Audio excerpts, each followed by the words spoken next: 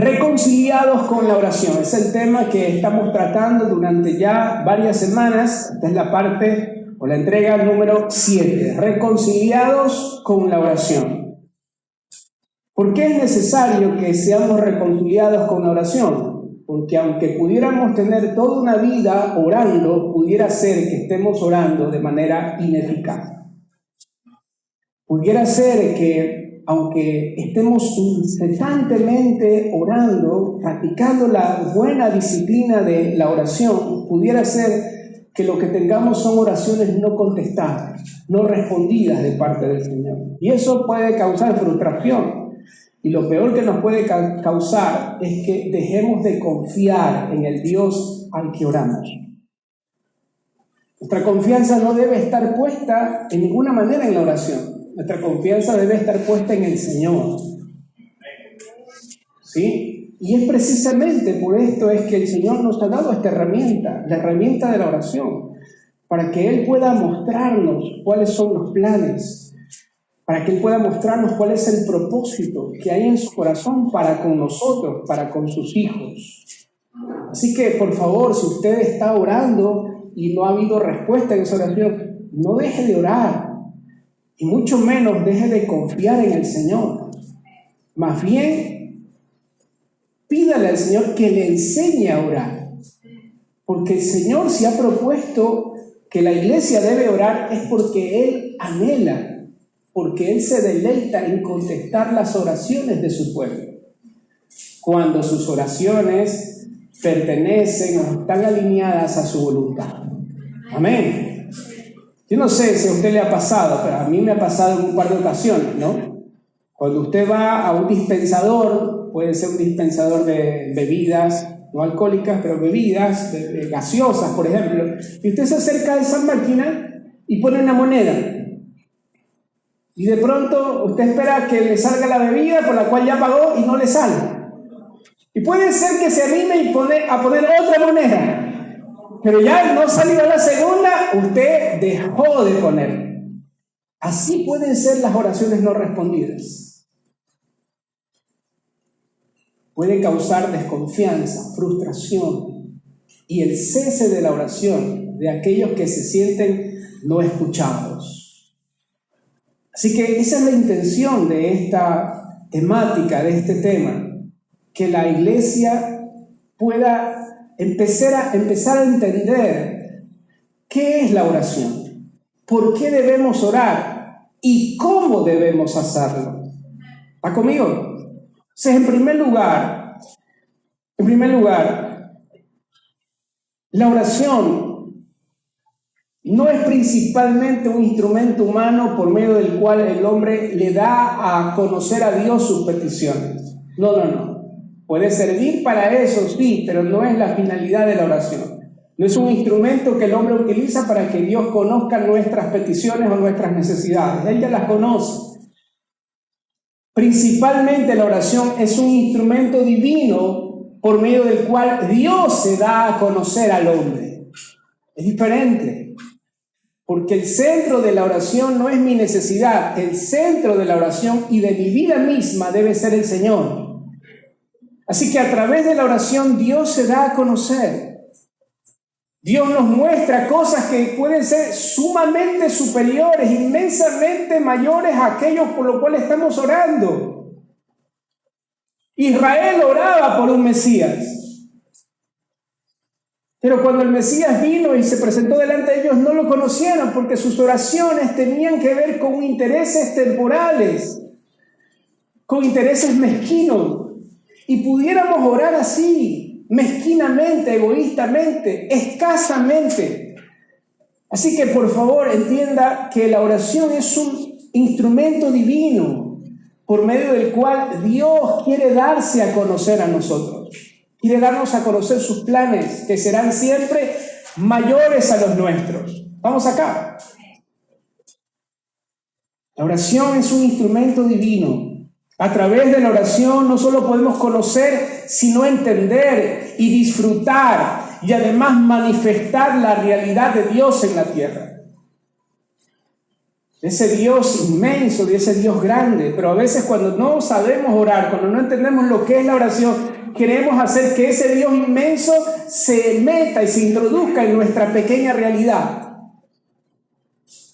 Esa es la oración que procede del alma, de la carne. Es el intento vano del hombre para que Dios se introduzca en nuestra realidad. No. El deseo de Dios es introducir al hombre en su realidad. En su realidad, en su propósito, en su deseo. Y como parte de esta enseñanza, hemos empezado a estudiar las oraciones que Jesús hacía durante su ministerio aquí en la tierra. Porque si alguien sabe orar, si alguien sabe interceder, si alguien sabe lo que debe pedir al Padre, ¿quién es? Sino el Hijo. Él es el modelo que nosotros debemos tener a la hora de orar. ¿Qué es lo que oró Jesús? No en dónde oró. Porque hay algunos que piensan que si se van a Israel y pueden llegar a alguno de los lamentos, entonces la oración va a ser contestada. Amados, eso no es lo principal. No es dónde oran. No. No es la posición física, es la posición espiritual. Es saber qué es lo que estás orando. Saber quién está orando, si ora el alma o si ora el espíritu. Saber si estás orando, como lo decíamos la semana anterior, si estás orando como un mendigo o si has entendido que eres un hijo de Dios. ¿Cuál es la posición desde la cual estás levantando esa oración? Y en Jesús vemos cómo la oración funcionaba, cómo la oración era eficaz. Y necesitamos entender lo que Jesús oraba. ¿Cuáles eran los elementos en la vida de oración de este hombre llamado Jesús, que hacía que todo lo que oraba tenga respuesta, tenga repercusión en el corazón del Padre? ¿Sí? ¿Me siguen? Vamos entonces a avanzar un poco en lo que hemos estado enseñando. En Cristo, la oración servirá para que el hombre sea sumergido en el propósito eterno de Dios. Posicionados en Él, entendidos en la obra que Él consumó en la cruz, oramos no conforme a una realidad humana y temporal, sino conforme a un propósito eterno. Es lo que Él oraba. Él oraba no basado en una condición temporal o efímera. Él oraba fundamentado en un propósito que se estableció desde la eternidad. Las oraciones de Jesús nos permiten conocer su naturaleza, su corazón y su misión en la tierra. Las oraciones de Jesús también nos ayudan de modelo y nos alientan en nuestra vida de oración. Pocas cosas sirven tanto para conocer el corazón de un hombre como cuando le escuchamos orar. Yo amo escuchar orar a las personas, y no con un espíritu crítico, sino con un espíritu de aprender, de entender lo que Dios está hablando a través de esa oración. Pero sí me he topado con personas que oran y toda la oración se basa en su propia situación, en su propia condición. Oramos no de las riquezas de Cristo, sino de las miserias del hombre. Y necesitamos cambiar la frecuencia de la oración, porque el alma olvida. El alma es olvidadiza y se olvida que en Cristo todas las riquezas ya te han sido dadas. Y estás orando sin cesar, estás orando intensamente por años, por meses, por situaciones que ya el Señor resolvió en la cruz. Necesitamos que el Señor nos enseñe a orar. Cada una de sus oraciones es una enseñanza que nosotros necesitamos atender. Cada una de sus oraciones es una escuela para nosotros. Cada una de sus oraciones será eficaz. Y la iglesia no solo necesita orar eficazmente. Lo primero que vemos y reconocemos en las oraciones de Jesús es la paternidad de Dios. ¿Recuerdan? Es el primer elemento, el primer ingrediente en su oración. El reconocimiento de la paternidad de Dios. Por eso es que la oración que le enseñó a los discípulos inicia con esta expresión: Padre nuestro. Esa es la base, el fundamento de nuestra oración. Saber que Él es nuestro Padre. Padre nuestro, es el fundamento de una oración eficaz. Es la posición que tenemos como hijos delante de Dios. El objetivo de Jesús no era enseñarles una oración para que la repiten sin entendimiento. No. Ese es el objetivo de una religión. Tienes que orar tantas veces, tienes que orar tantas horas, tienes que orar tantos Padres Nuestros. El objetivo de la religión es repetir sin entendimiento. Eso nos hace fanáticos, no espirituales. El objetivo de Jesús no era enseñarle algo para que repitan, no, era mostrarles la paternidad de Dios. Era mostrarles el deseo de Dios de hacernos sus hijos. ¿Habrá algo que un padre no pueda darle a su hijo? Si hay algo, aquello que no es conforme a su voluntad, aquello que no le conviene. Es seguro orar así, Padre nuestro, porque el Padre sabrá no solo de aquello que tenemos necesidad, sino sabrá darnos todo aquello que es conforme a su herencia. Es seguro orar así. No se acerque a Dios como un esclavo, no se acerque a Dios como un mendigo, como lo hacía yo antes, como les contaba la semana anterior.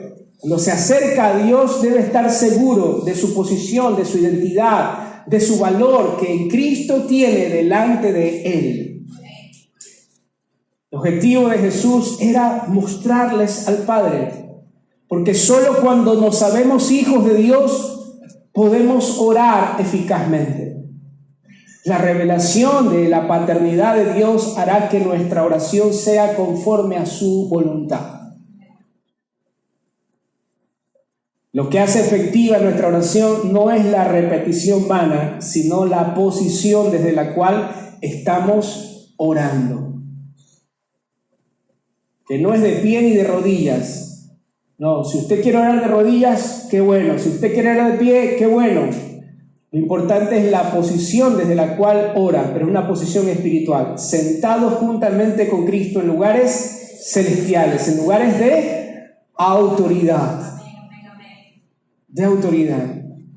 Número 2, lo primero que vemos en las oraciones de Jesús es la paternidad de Dios, el reconocimiento de Dios como Padre. Número 2, la dependencia permanente a su voluntad. La dependencia permanente. Jesús no fue a la cruz a los 33 años, Él vivió crucificado, porque todo lo que Él hizo y todo lo que Él decía era conforme a la voluntad de su Padre. Sus oraciones eran una respuesta no a su necesidad, sino a la voluntad de aquel que lo envió. Nuestras oraciones deben estar enmarcadas en la voluntad de Dios. Señor, hágase tu voluntad, dependo absolutamente de ti. Todo el trato de Dios con nuestra vida se puede sintetizar, simplificar en esto: dependencia. ¿Qué es lo que Dios quiere de nosotros? Que dependamos de Él. No hay más.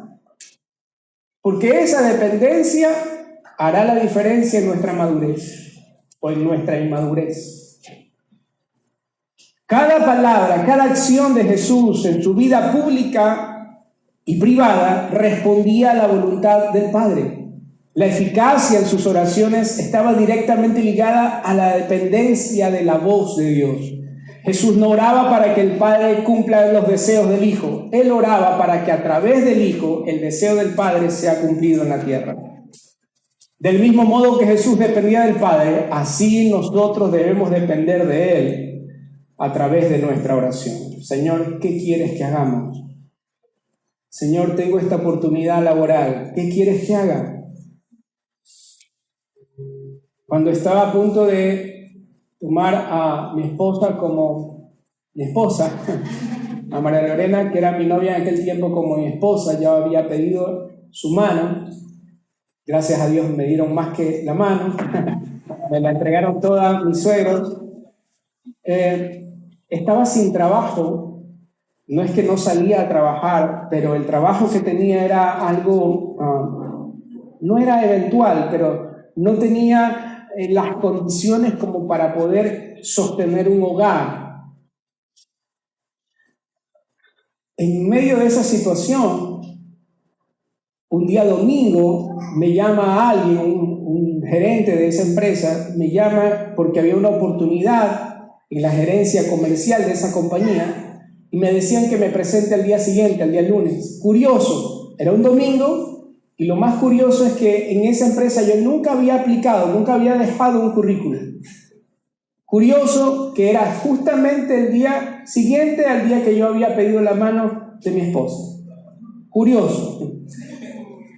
Cuando me presento el día lunes a la entrevista, el gerente, el dueño de la empresa, me entrevistó ahí en su oficina y me dijo, bueno, hay una plaza de trabajo, he visto su currículum, tiene la experiencia, la pregunta es si usted puede empezar hoy mismo. Entonces yo le dije, bueno, tengo que consultar con mi jefe. Y entonces él se hizo para atrás, me dijo, pensé que usted no estaba trabajando. Es que no tengo un trabajo fijo, pero sí tengo un jefe, tengo un señor, tengo que consultarle a Dios. Entonces el tipo, que no entendía mucho de lo que estaba diciendo, no le aconsejo que haga esto en una entrevista de trabajo por si acaso, ¿no? Pero él se asombró y me dijo, ¿necesita o no necesita trabajo? Sí necesito el trabajo, pero necesito consultarle a él. Así que antes de que se vaya la oportunidad, el Señor me respondió y al día siguiente fui a trabajar.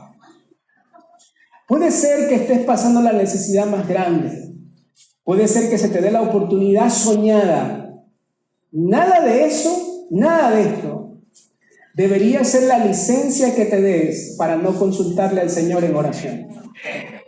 Nada de eso. Usted no sabe cuántas personas yo he visto que se han equivocado porque delante de una puerta que se abre han descuidado su dependencia a Dios.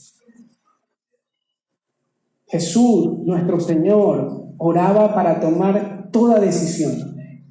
¿Quiénes somos nosotros para dejar de depender de Él? ¿Se entiende, amados? Número 3. Número 1, su paternidad. A la hora de orar, recuerda quién eres y recuerda quién es tu Padre. Número 2, dependencia permanente de Él. Número 3, rendición absoluta. Cuando Dios te habló, ríndete. Ríndete. No sigas dando manotazos de lado, ríndete, porque esa voluntad, aunque no la entiendas por un tiempo, es perfecta. Aunque por un tiempo no sea agradable, será agradable luego. Es buena, es agradable, es perfecta, ríndete. Hay muchos que están pasando lo que están pasando como familia, como matrimonio, no porque no sepan cuál es la voluntad de Dios, sino porque no se han rendido delante de ella. Y la oración debe ser enmarcada en nuestra rendición. Señor, lo que tú digas. No oro para tratar de convencerte de mis planes. No, oro para entender cuáles son tus planes y me rindo a lo que tú has dicho. No sé cómo funcionará, no sé cómo voy a llegar, pero lo que único que sé es que me rindo a tu voluntad. Es lo que Jesús oró en Getsemaní, ¿recuerdan? Señor, si es posible, pasa de mí esta copa. ¿Cuál era esa copa? Amados, la copa más amarga que un hombre pudo beber. Lo más amargo que alguien pudo experimentar. Pero el alma ora de esa manera. Quiere salir de la prueba. Oramos para que el Señor nos quite la prueba. No. Ore para ser aprobado delante de Él. Y el Señor dijo, si quieres pasa de mí esta copa, pero no se haga mi voluntad, sino la tuya. Pregunta, ¿el Padre lo hubiese amado a pesar de que Él hubiese decidido no ir a la cruz? Claro. ¿Hubiese seguido siendo hijo? Claro que sí, eso no está en juego, no. Lo que está en juego es el propósito eterno de Él. Usted puede aceptar ese trabajo, usted puede aceptar ese viaje, puede empezar una relación sin pedirle cuentas al Señor, pero tendrá una consecuencia. Dios no lo dejará de amar, no dejará de ser hijo de Dios, pero habrá una consecuencia que Dios no quiere que usted pase. ¿Vamos? Gracias, Pastor Jorge. Ya hablamos con el Pastor Jorge antes de predicar, ya está. Las oraciones de Jesús eran efectivas porque su objetivo no era librarse de la prueba, su objetivo era ser aprobado delante del Padre. Una oración en donde rendimos nuestra voluntad para que su voluntad se cumpla jamás quedará sin respuesta. Jamás quedará sin respuesta. No te frustres porque Dios no responde tu oración. No, más bien empieza a entender que tal vez estás orando por algo que no es tu voluntad. Número 4, ¿estamos acá? Estamos repasando lo que vimos la semana anterior. Todavía no estamos enseñando. Dios nos dé tiempo. Número 4, las oraciones de Jesús eran una intercesión permanente, una intercesión constante. Siempre intercedía por sus discípulos. Pedro, Satanás me ha pedido zarandearlos, pero yo he orado para que tu fe no falte. Una intercesión permanente. En medio del sufrimiento de la cruz, Jesús levanta su mirada al Padre y le dice: Padre, condena a este poco de... ¿No? Padre, perdónalos porque no saben lo que hacen. Miren la oración que Él escoge hacer en medio de semejante prueba. Padre, perdónalos. Cuando experimentas la cruz, tus oraciones cambian radicalmente. Cuando experimentas la cruz, ya dejas de orar para que Dios te haga justicia y empiezas a confiar en la justicia de Él. Dejas de orar en contra de los que te hicieron daño y empiezas a orar para bendecir al que habló mal de ti. Esas oraciones efectivas son oraciones de quienes han experimentado la cruz, que ya no viven en función de sus propios deseos, de sus emociones, sino en función de un propósito más alto. En ocasiones nos vamos a encontrar orando incluso por personas que nunca conoceremos, que no hemos visto jamás. Porque necesitamos entender que el propósito de la oración no es que Dios nos atienda a nosotros, sino que nosotros podamos atender los negocios del Padre. Y si atiendes los negocios del Padre, todo lo que el Padre te ha concedido por gracia, déjame decirte, está más que atendido. Número 5, si hay algo que no faltaba en las oraciones de Jesús, era la acción de gracias. La acción de gracias, la gratitud al Señor. Jamás usted encontrará una oración, en la Biblia jamás encontrará usted una oración que nuestro Señor hizo que sea de queja.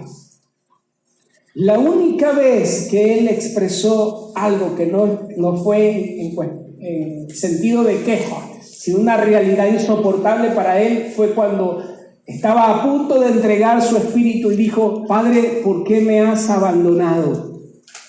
Jamás el Hijo había experimentado ese abandono, sino hasta cuando en esa cruz Él cargó con todo el pecado del mundo. En toda su vida, sus oraciones estaban cargadas de gratitud al Padre. Nuestra gratitud hacia Dios no está condicionada a lo que Él hará, está fundamentada en lo que Él ya hizo por nosotros. Cuando entendemos todo lo que el Hijo hizo por nosotros en la cruz, dejamos de orar quejándonos, dejamos de orar con esa lista repetida de peticiones, ¿sí? Y empezamos a ver en nuestra oración una constante acción de gracias. Señor, gracias. Señor, aún medio de esta situación, gracias. La palabra no dice que des gracias por todo, porque hay cosas que puedes experimentar que no vienen de Dios, pero sí dice que demos gracias en todo, en todo tiempo, en toda situación. Doy gracias. ¿Por qué? Porque sé que mi Dios es mayor que cualquier circunstancia que temporalmente esté atravesando. Amén.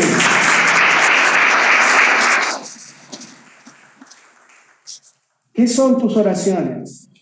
¿Una queja constante o una acción de gracias permanente? ¿Qué son nuestras oraciones? Dios no responde a nuestra queja, hermano. Dios responde a su propósito. Y cuando conocemos su propósito, no dejaremos de darle gracias. Amén. Aunque no veas la respuesta a tu oración, aunque no veas el fruto de esa oración en tu vida, en tu matrimonio, en la vida de tus hijos, no desistas de la oración. Necesitas reconocer, saber en el Dios en quien has confiado. No dejes de orar con acción de gracias, porque por la fe sabes que Él te escuchó. Cuando oramos y le damos gracias a Dios, yo me recuerdo tanto esto. Mi madre que está ahí, esa mujer santa, y mi papá, oraban tanto por este terrible. Y mi mamá nunca perdía la esperanza. Y decía, nada que ver. Pero nunca perdió la esperanza, nunca perdió la acción de gracias.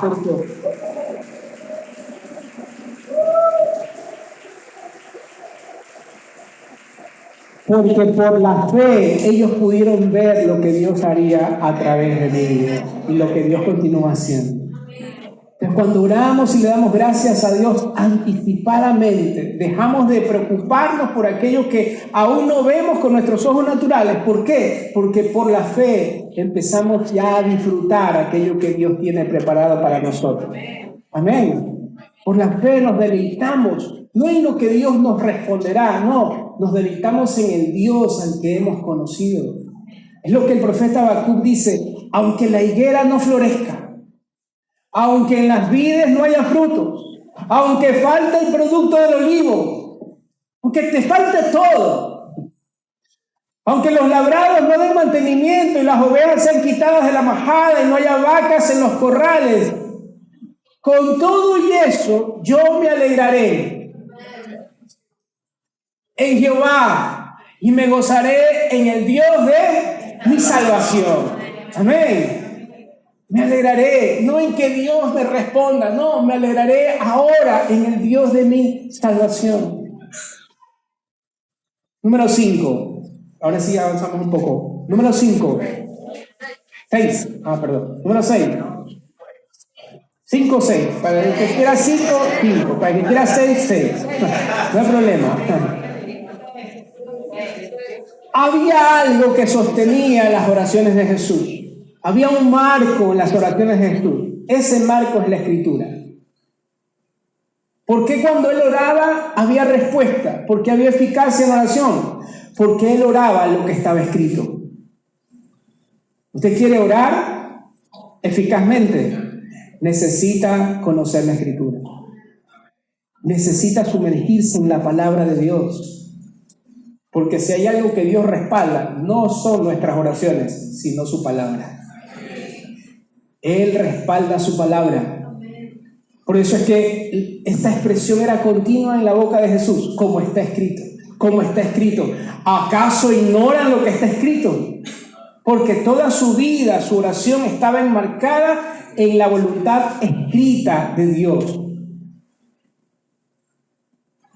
¿Se acuerdan cuando el buen Pedro sacó de su cinto una daga y rebanó la oreja a un soldado para defender a su maestro?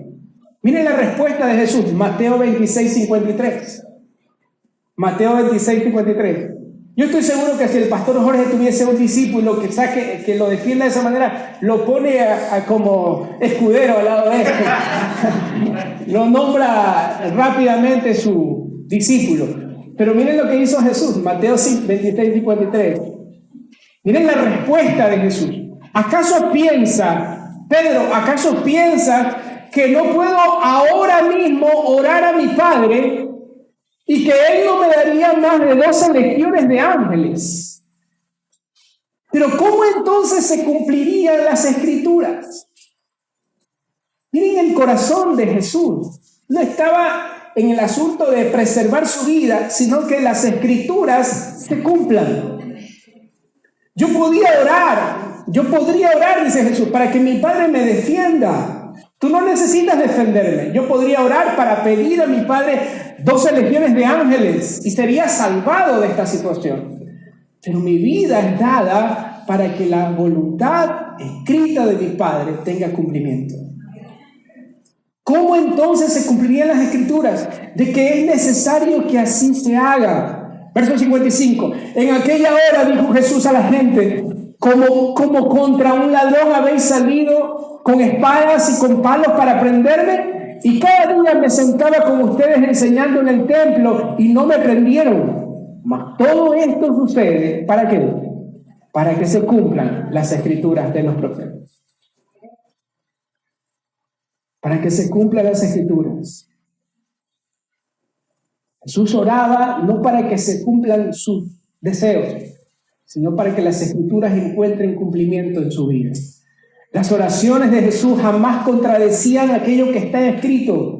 Se sujetaban a la voluntad escrita de Dios. Sus oraciones no eran erráticas, eran muy precisas. ¿Por qué? Porque estaban fundamentadas no en una circunstancia temporal. A veces oramos nosotros así, erráticamente. Un lunes oramos de una manera: Señor, háblale a este chico porque me gusta. Señor, háblale a esta chica porque...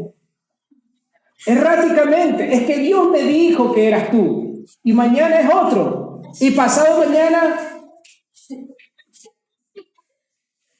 te ríes, pero yo lo escucho, y lo sufrimos a veces como pastores. Pero las oraciones de Jesús no eran así, no eran erráticas, eran precisas. ¿Por qué? Porque estaban fundamentadas no en una situación temporal, sino en lo que Dios había dicho desde la eternidad. Desde la eternidad. Él no era errático a la hora de orar, era preciso porque sabía todo lo que el Padre había escrito de él. Qué interesante que hagamos esta pregunta. ¿Qué habló Dios de mí? Y orar en función de lo que Él ha escrito. No en un papel, sino en nuestro corazón. Ya vamos a hablar de eso. Mateo 22, 29. Tiene lo que dice. Jesús les contestó: ustedes andan errantes, andan equivocados. ¿Por qué? No porque no oran, sino porque ignoran las Escrituras. Porque ignoran las Escrituras y el poder de Dios. Amados, miren, aquí hay un principio y una clave que necesitamos abrazar. Miren lo que está junto. ¿Por qué están equivocados? ¿Por qué su vida está como errante? Porque ignoran ¿qué? Las Escrituras y el poder de Dios. Siempre hay un matrimonio entre las Escrituras y el poder de Dios. Siempre ande de la mano lo que está escrito y el poder de Dios. ¿Por qué? Porque todo el poder de Dios está supeditado a lo que Él mismo escribió. Toda la capacidad de Dios, ¿sí?, se concentra en que se cumpla todo lo que Él ha escrito. ¿Se entiende? Entonces, cuando oro lo que está escrito, cuando oro lo que Dios ha dicho, cuando oro lo que Dios ha improntado en mí, todo el poder de Dios sostiene esa oración, respalda esa oración. Eso cuando salimos a las calles, que vamos a salir ahora, el tema es saber qué es lo que Dios habló, qué es lo que Dios me está diciendo. No saber si se sanará o no se sanará, no, saber lo que Dios está hablando, porque si puedo sintonizarme a lo que Dios habló, el poder de Dios actúa conforme a lo que está escrito. El poder de Dios jamás violentará la Escritura, porque todo el poder de Dios actúa en favor de lo que está escrito. ¿Quiere ver un testimonio? Por favor, vea Romanos capítulo 4, el testimonio de fe de un hombre llamado Abraham.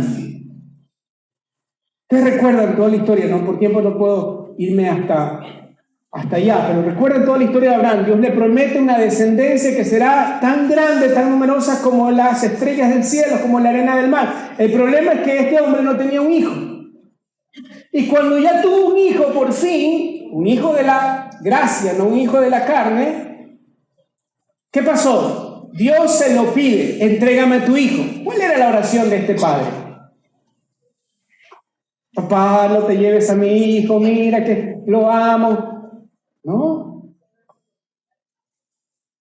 La oración de este hombre, recuerda, Dios me proveerá. Dios, que la religión la torció, ¿no? Y creemos que Dios me proveerá.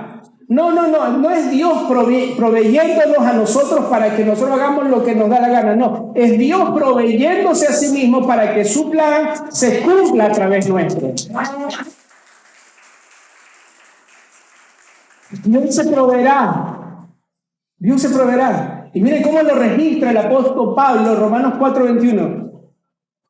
Acerca de Abraham, delante de Dios, tal como está escrito, te he confirmado como padre de muchas naciones, lo que Dios habló a Abraham. Te he confirmado como padre de muchas naciones. Así que Abraham creyó en el Dios que da vida a los muertos y que llama las cosas que no son como si ya existieran, contra toda esperanza. Contra toda esperanza. ¿Por qué? Porque ya se le había pasado el tren. A Abraham y a su esposa se les pasó el tren, pero lo que no pasará es la palabra de Dios. El cielo y la tierra pasará, pero mi palabra no pasará. Yo he de cumplir todo aquello que he dicho. Contra toda esperanza, Abraham creyó y esperó, de este modo llegó a ser padre de muchas naciones, tal como se le había dicho. Así de numerosa será tu descendencia. Su fe no se debilitó, aunque reconocía que su cuerpo estaba como muerto, pues ya tenía unos 100 años. Y que también estaba muerta la matriz de Sara. Aunque todo se muera alrededor tuyo, Dios cumplirá aquello que Él ha dicho. Aquello que Él ha dicho. Y miren el verso 20. Ante la promesa de Dios no dudó como un incrédulo, sino que se reafirmó en su fe y le dio gloria a Dios. Plenamente convencido. ¿Y cuánta falta le hace a la iglesia esta actitud? Una iglesia emocional que se mueve como una hoja en el viento, por emociones. No es cómo te sientes hoy, no, es entender que hay una convicción en tu interior, que a pesar de que no lo sientas, a pesar de que no lo veas, sepas que el Señor te ha dicho. Amén. Plenamente convencido de que Dios tenía poder, ¿para qué? Para cumplir lo que había prometido. Impresionante. Este testimonio nos enseña que Dios no está obligado a responder a nuestras oraciones. Dios se obliga a responder lo que Él ha dicho, lo que Él ha prometido, lo que Él ha escrito. Dios se obliga a sí mismo a responder conforme a lo que Él mismo prometió. Nuestra oración no le mueve el brazo a Dios. Creemos que la insistencia va a hacer que el brazo de Dios se tuerza. No le mueve el brazo a Dios. Pero cuando oramos conforme a lo que está escrito, Dios extiende su brazo para que su voluntad sea cumplida. Amén. En la oración no eres tú contra Dios tratando de convencerlo, no. Eres tú hablando lo que Él ha dicho, eres tú manifestando, expresando lo que está escrito para que Dios encuentre a alguien en quien su voluntad se cumpla. Esto es maravilloso porque a veces creemos que Dios se esconde de nuestra oración, como que no quiere responder. No, el más interesado en responder es Él, pero cuando encuentra un corazón alineado a su voluntad. Esa es una buena pregunta que nosotros necesitamos hacernos. ¿Qué es lo que Dios ha escrito de mí? Ustedes recuerdan que la palabra dice que tu nombre está escrito en el libro de la vida. ¿Saben quién es el libro de la vida? Cristo. Nosotros estamos inscritos en Cristo, no en un libro de borrones y tachones. No, usted está inscrito en Cristo. En Cristo. Aquí hay tanto que podemos desarrollar, pero no hay poco tiempo para hacerlo, pero usted ha visto cuando alguien se inscribe en una maternidad en un pueblo, está inscrito y eso queda ahí permanentemente, está los libros, Usted, en cualquier momento, etapa de su vida, usted puede ir allá y hay un registro. Déjeme decirle que Dios tiene registrados nuestros días, porque todos nuestros días están escritos en el Hijo. Nuestro nombre, ese nombre no es Vladimir Santander, no. Nuestro nombre es todo lo que le pertenece al Señor en conforme a su voluntad. Nuestra vida ha sido escrita en el Hijo. Esa es la expresión grafos. Grafos es la voluntad de Dios que ha sido grabada, improntada en nuestro espíritu. Esa palabra grafos es lo que antes se conocía como la operación de una imprenta, de un impresor. Ahora todo es digital y ahora todo puede cambiar. Podemos alterar el escrito de un libro. Pero antes no era así. Antes el impresor, aquel que manejaba la máquina de la imprenta, tenía que ser muy meticuloso con todos los tipos. Eran como las letras venían en algo de hierro que se ponían en esta máquina, porque una vez que la máquina hacía este movimiento, ahí quedaba, no hay quien podía borrarlo. Esa es la palabra grafos, aquello que Dios improntó en tu espíritu. ¿Cuál es nuestra gestión entonces? Entender por el Espíritu lo que Dios habló de mí, lo que Dios habló de ti, para que nuestra vida, para que nuestra oración pueda alinearse a esa voluntad y que nuestra vida no sea un constante experimento. Es que no sé si es que tengo que hacer esto, es que no sé si tengo que hacer lo otro, es que no sé cuál es la voluntad de Dios. Amados, la voluntad de Dios no está en el cielo, no está debajo de la tierra, está escrita en ti, en tu espíritu. Dios grabó su voluntad para que pudiésemos andar en obediencia. Dios grabó tus días, Dios grabó sus deseos en ti. Y no hay nada ni nadie que lo pueda borrar. Lo puedes estorbar. Puedes pasarte toda la vida dando vueltas en el desierto, pero el Señor ha escrito algo de ti que es perfecto, que es bueno y que es agradable. Lo que la pastora María Lorena hablaba hace unas semanas atrás, cuando Dios le dice a Moisés, levanta tu vara. ¿Por qué un palo? Porque en esa vara estaba escrito lo que Dios había dicho de ese profeta y de su pueblo. Y la naturaleza va a responder a lo que Dios ha escrito de ti. El mar tendrá que abrirse porque hay una palabra de Dios que necesita hallar su cumplimiento. ¿Se entiende? ¿Por qué la tormenta enmudeció? Porque no tenía autoridad de tomar la vida de Jesús ni de sus discípulos, porque esa vida estaba guardada para una muerte de cruz. La creación reconoce la voz, la palabra de su creador. Y cuando caminas en función de lo que está escrito, nada podrá detenerte. Gracias por esa mente tan entusiasmada. ¿Me acompañan 5 minutos más? ¿Sí? Esa es la confianza que tenemos al orar.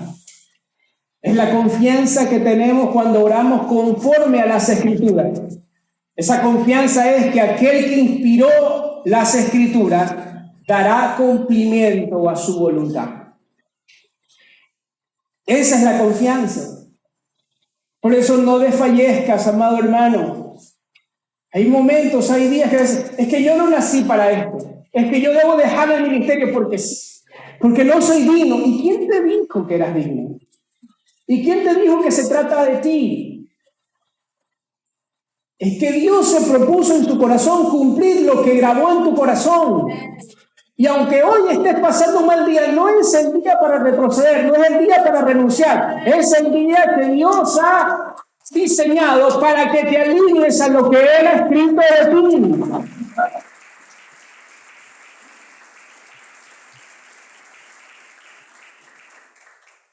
Hay una mujer en el Antiguo Testamento que oró conforme a lo que estaba escrito. Y en medio de una situación tan adversa, ella no dejó de orar, no dejó de clamar. La mujer sirofenicia. Cuando vio a Jesús, Esta mujer le dijo: Señor, hijo de David, ten misericordia de mí. Mi hija está gravemente enferma. Y el Señor, sin mirarla, le dijo: no me es lícito dar el pan de los hijos a los perros. No era un descrédito, no, era un asunto legal. Si nos da el tiempo lo vamos a ver, era un asunto legal. La oración nuestra no debe estar enmarcada en nuestras emociones, sino enmarcada en un pacto en legalidad. No es lícito que el pan de los hijos en aquel pacto se lo dieran a los perrillos. Los perrillos eran los extranjeros, los gentiles, los que no pertenecían a la nación judía. Entonces esta mujer, lejos de desistir en la oración, y se iba a la casa ofendida, ni me miró, ni cuenta se dio que yo estaba ahí. Claro, podía hacer eso, podía ofenderse y regresarse a la casa, pero lejos de eso, esta mujer que entendía lo que estaba escrito, dijo: yo sé que no soy hija, pero está escrito que aún los perrillos tienen derecho a las migajas que caen de la mesa de su amo. Al oír esto, aquel que inspiró la escritura dijo: mujer, grande es tu fe. La fe no es una emoción que nace a partir de una situación temporal, no. La fe es el resultado de oír lo que está escrito, de oír la palabra de Dios. Grande es tu fe. ¿Por qué? Respondió Jesús: porque estaba escrito en la ley dada a los judíos que cuando los judíos recogían la cosecha, los residuos de esa cosecha quedarían para los extranjeros. ¿Se entiende, amados? Pero si ignoras las escrituras, no podrás orar de manera efectiva. No podrás orar de manera efectiva. Después de la cruz, el modelo de la oración cambió radicalmente. Ya no eres esa mujer sirofenicia que va detrás de Jesús para que el Señor le conceda algo. No, porque cambió la posición que hoy tenemos delante del Padre. Porque tú no tienes derecho a las migajas. Tú tienes un lugar en la mesa del Padre. Tú tienes un lugar, tú tienes un derecho que te asiste a compartir del pan de vida eterna que Dios dispensa en su mesa. ¿Quién sí es padre acá? Cuando llega a su casa, su hijo le recibe rogándole: papá, te ruego que me des un plato de comida y que por misericordia me dejes sentar en tu mesa. Y aunque no soy digno de sentarme en tu mesa, esperaré que algo caiga de ella. Yo, ¿qué haría, Pastor Jorge? Una cachetada santa. No sentaría, diga, no sentaría y dije: papito, tú eres mi hijo. No tienes que rogarme por algo que es tu derecho.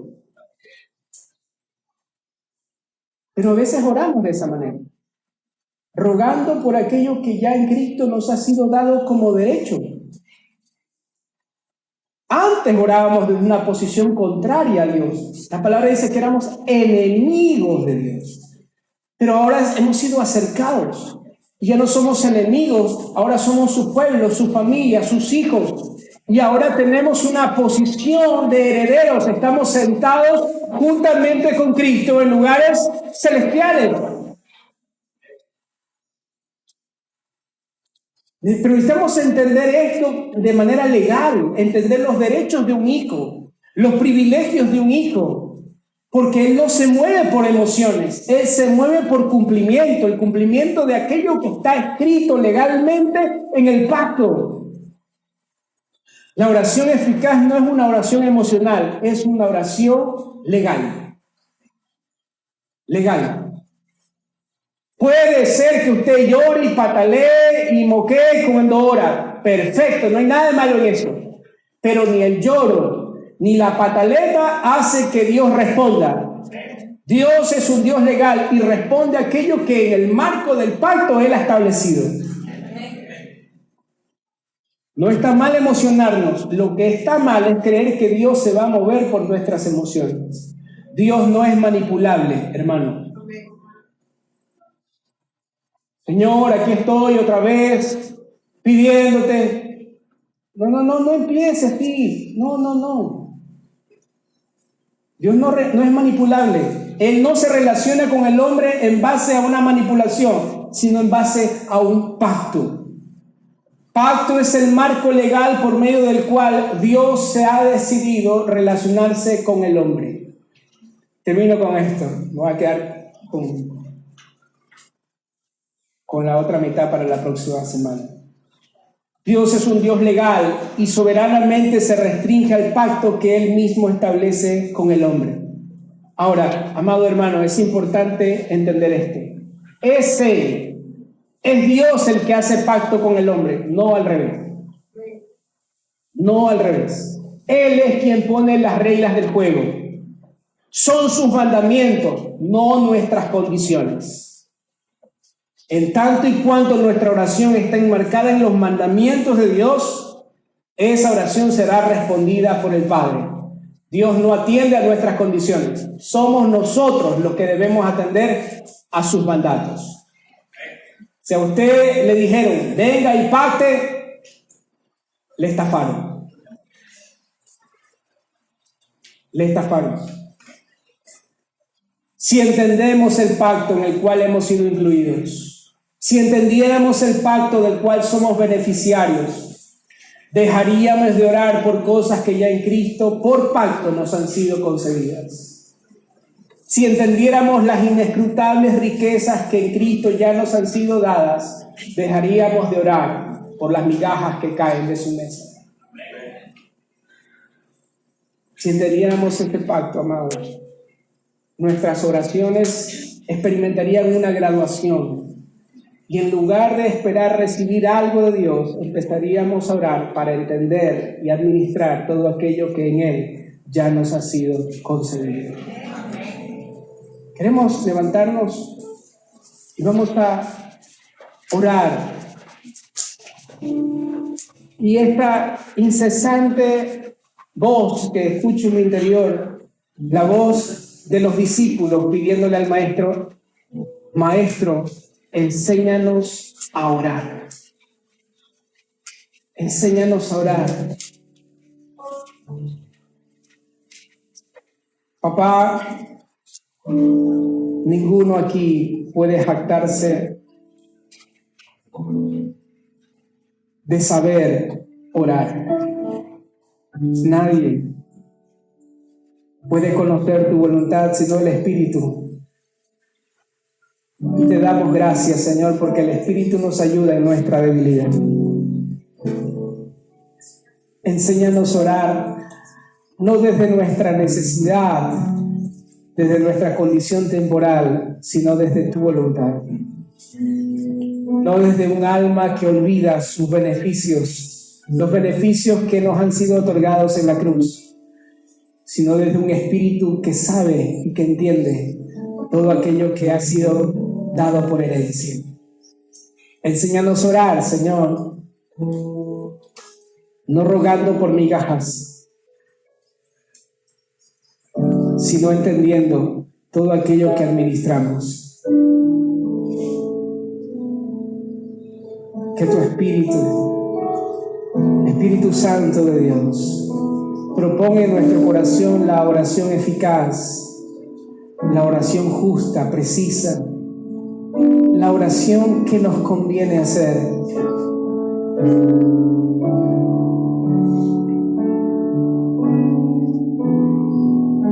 Revélanos el anhelo, el deseo de nuestro Padre, aquella voluntad que fue grabada en nuestros corazones para que podamos andar por aquel camino que Él ya trazó para nosotros desde antes de que el mundo fuese. Enséñanos a orar por nuestros hijos, por nuestras generaciones, no conforme a nuestros planes, sino conforme al buen propósito por el cual tú los llamaste. Desarraiga, quita de raíz, Señor, toda palabra egoísta, todo deseo, Señor, que proviene de la carne. Desinstala, Señor, todo aquello que tiene al hombre como centro, para que nuestra oración sea pura,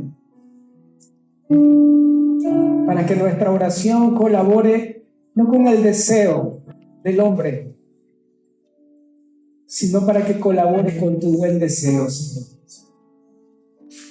Enséñanos a orar, papá. Muéstranos tu paternidad, Señor. Muéstranos, Señor, todo aquello que en Cristo ya somos.